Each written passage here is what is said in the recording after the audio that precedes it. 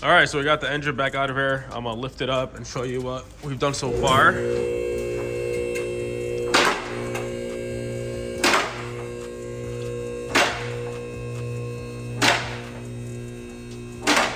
good enough.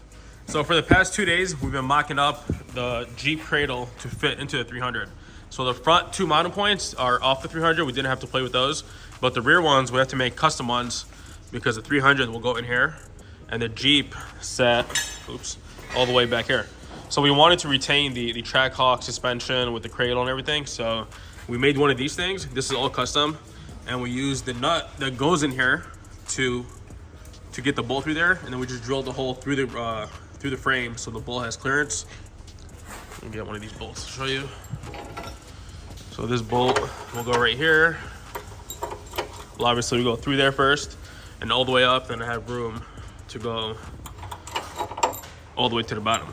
So we got that done, and then let me show you guys the clearance we had to make for the transfer case. The difference on these is the V6s, Chargers, Challengers, 300s, transfer case is on the passenger side. So this one is an all-wheel drive 300, so that's why you see this gouge. This is where the transfer case will sit.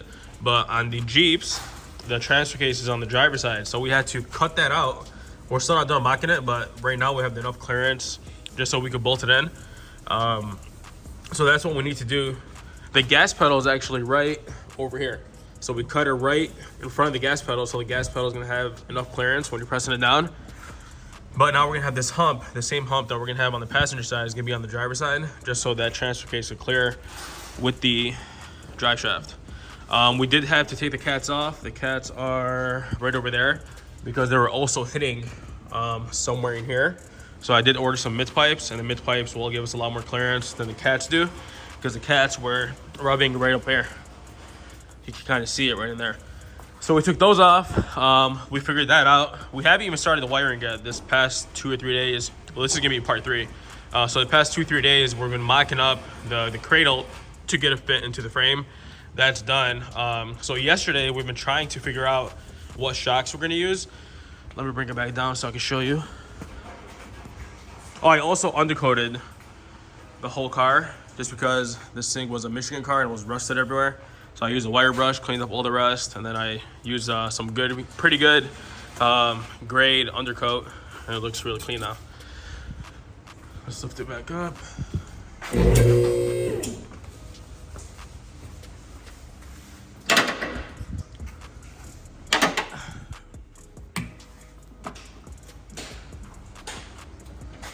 So by the time it drops, these are the shocks off the Trackhawk. So what we did, we used our compressing tool, which is this over here, and we compressed the shock, took off the spring, took off the mounting cap, and then installed it just like this. And even with it, let it drop some more. I'm gonna show you guys what we did.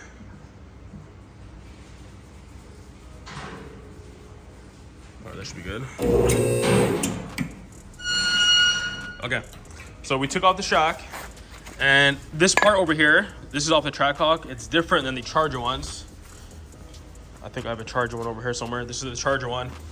This over here, the distance is 3 inches. On the Trackhawk, it's 3.5. So what we did was we made the holes bigger on the strut tower so it could clear that. And this over here clears it fine now. Just like that. But the problem was it was maxing out. So as we were dropping it, I didn't record this part because I forgot. This thing would max all the way out and the car was still sitting like 6 inches high. It looked like a monster truck. So what we did was I ordered a set of all-wheel drive coilovers, and those are gonna give us that gap distance that we need, because the problem is this clevis part is at least 6 inches alone. So when this part goes to the lower control arm, we're gonna need some coilovers to drop it enough where it's not gonna have a big gap from the fender to wheel. So that's the story with the shocks. Now the upper control arms, these are the Trackhawk ones. These are the ones off the 300. As you can see, these are longer than the Trackhawk ones, but they also fit. So these fit fine in here, but see how they have a lot of play? So I can make that work by just putting some spacers in there, so it's not gonna have that wiggle room, but at the same time, I have to get it out at least another 2 inches so it can connect to the spindle.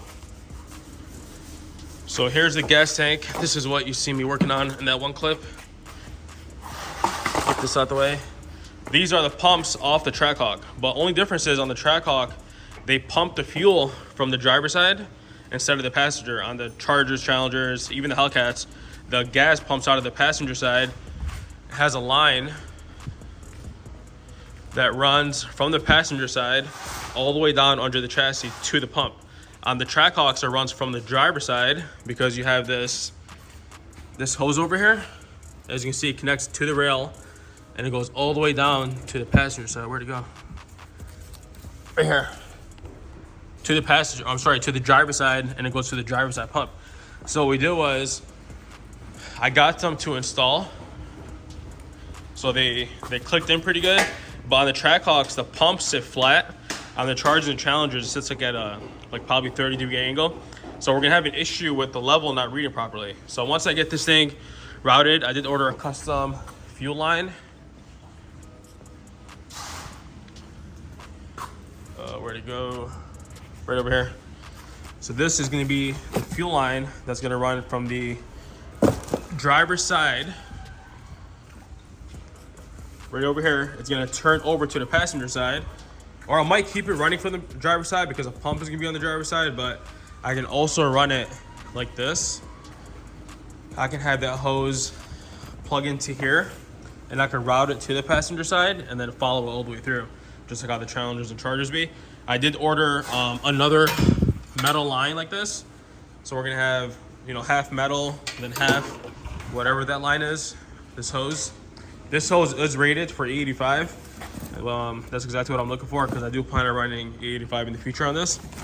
They come with all the fittings, and then this sound detonating stuff. So we're gonna put this on the inside of the car and on the undercarriage just because I'm pretty sure it's gonna be a lot more noisy since we cut up all that floor.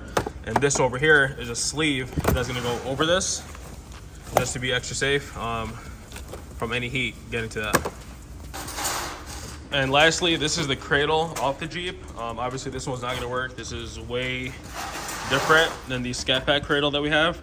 This is gonna bolt in right and plug in, play without any modifications, but the rear end, the rear diff, that one's a 309. So I ordered the 370, and that's gonna come in from the dealer sometime next week. So it can match the ratio off the Trackhawk, and we won't have any issues with that. And then we're also gonna use the exhaust off the Charger and modify it with the Trackhawk exhaust to make it one big one. And I'm gonna use the quad exhaust off that and weld them onto the Charger one. So we're gonna have quad tips that go on this. And that's gonna be later on. I still have to figure out what we're gonna do with the steering shaft. So as you can see, the steering shaft is over here. I think I stuck, but it's not gonna line up perfectly with the factory hole that comes out of these cars. So I'm probably gonna have to do something else, put like a swivel on it and mount it to the side of the frame so it can line up with this. And once that does, once that works, then we're gonna have steering. But so far so good. So this is gonna be day 4. Well, technically day 3, but starting tomorrow is gonna be day 4. Once we get the engine in and we have the trans brace mounted, then we're gonna start working on the rear end with the gas tank, and then we'll get into the interior and start doing the wiring. All right, guys, so that's gonna be it for today's video. I hope I covered most of the big stuff that we've been doing these past couple days. Hopefully by like, my goal is by like part 6 or part 7, I'm gonna have it all wired up and ready to start. I'm just waiting on a few parts to come in, some fuel lines, some hoses and stuff that I ordered from the dealer, the diff, that should be in next week sometime. So once all that is here, we're gonna get it together, get the engine and trans mounted with the custom brace that I have to make for it. Hopefully the shocks show up by the end of this week so we get the front end all bolted down. But so far so good. If you guys are new, make sure to subscribe, hit that like button, and I'll see you back on the next one.